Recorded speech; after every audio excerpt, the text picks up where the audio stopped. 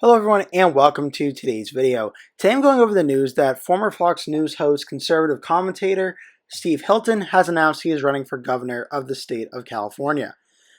So I thought this was an interesting story because it's not too often that a former TV host like Steve Hilton would enter a governor's race. But he announced he is running the 2026 California governor's race, running as a Republican to replace Democratic Governor Gavin Newsom, who is prevented by law from seeking a third consecutive term.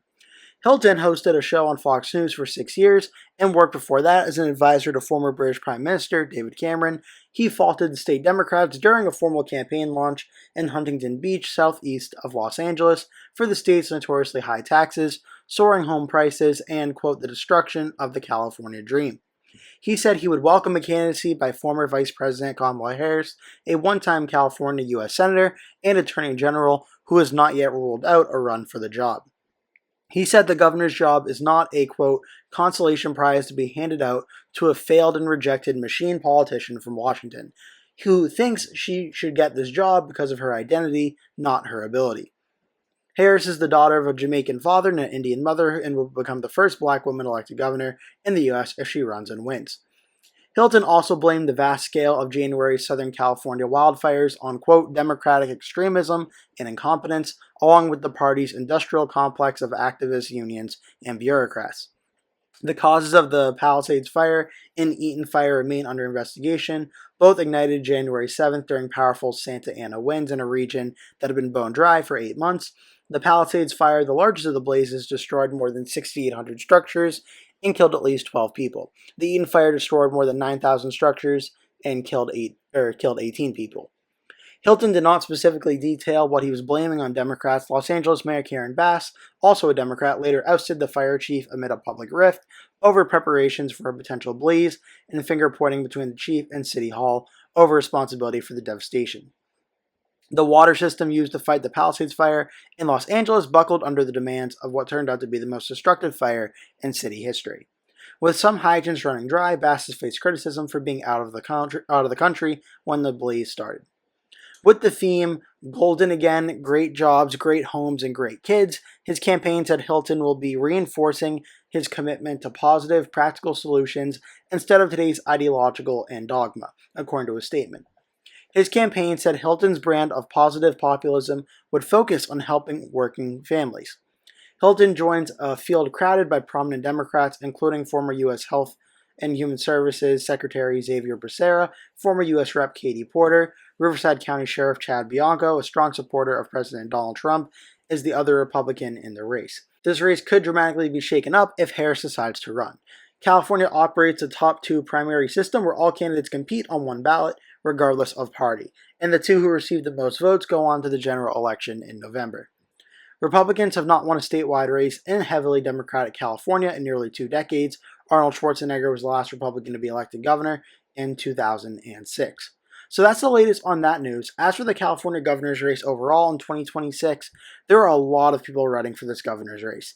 On the Democratic side of things alone, there's Tony Atkins, Xavier Becerra, Stephen Klubeck, Eleni Kounalakis, Katie Porter, Tony Thurmond, Antonio Villaraigosa, Betty Yee, Michael Younger, as well as Rick Caruso expressing interest, all before Kamala Harris's name is mentioned as a possible candidate. Her decision is expected to be around the time of summer 2025. So there are a lot of just Democrats running for the governor's race in California.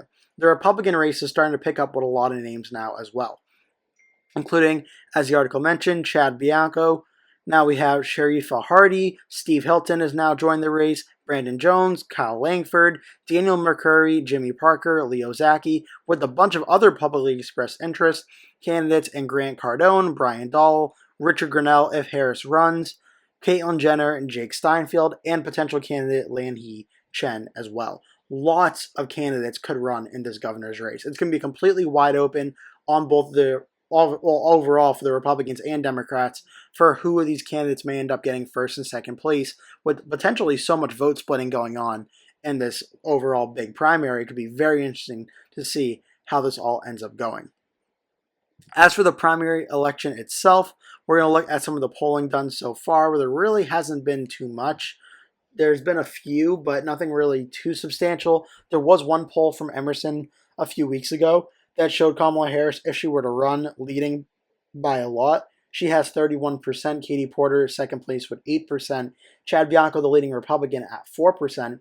So in this scenario, with all the undecided vote at 39%, without the 39% factored in, two Democrats would be the leading vote getters. But again, I expect that to change with undecided vote being factored in.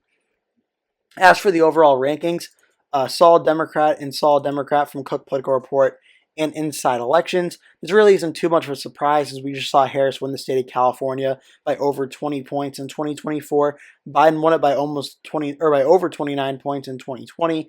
Clinton won it by over 30 in 2016. Obama won it by 23 in 2012. It went for Obama in 08 by 24. And then 2004 went for Kerry by 9.9, the last time he was even remotely competitive. So California, the presidential level, is a safe Democratic state. The governor's level, it's really not that different.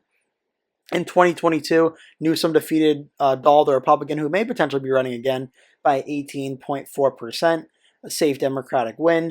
2018, it was also safe Democratic, 24 points or so for Newsom over the Republican John Cox, another safe Democratic win. 2014, safe Democrat for Democrat Jerry Brown. 2010 was the last time it was under 15 points, where Brown won it by 13.